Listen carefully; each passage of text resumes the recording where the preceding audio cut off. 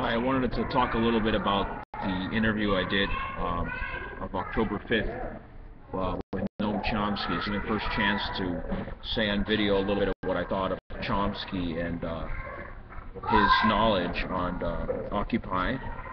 I actually haven't got around yet to read Chomsky's book that he wrote about the Occupy movement. I will shortly. I've read parts of it that I could find online, but I haven't looked at the actual book. When I asked Chomsky about the Occupy movement, why has it declined in the United States, he talked about how the tactic of occupying public lands was a good one while it lasted.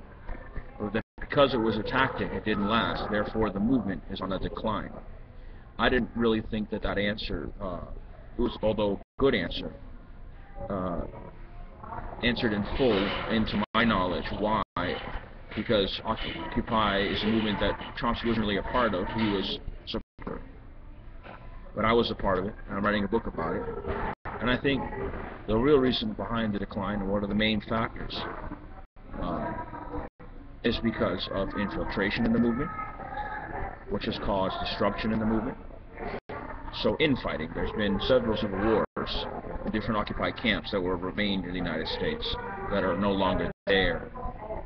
That I've informed Chomsky about over the months that he hasn't really looked into. I guess he hasn't had a chance to or wants to look into it. But the divisiveness in the movement, the infighting of the left in particular, has resulted in its decline ultimately. And you see in Greece, Spain, even England recently, remnants of Occupy that are being revived. And there is no revival, to my knowledge, of the movement in the past few months here in the United States.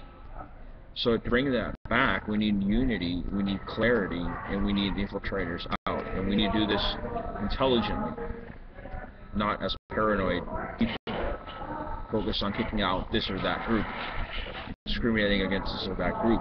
It's supposed to be an all-inclusive movement.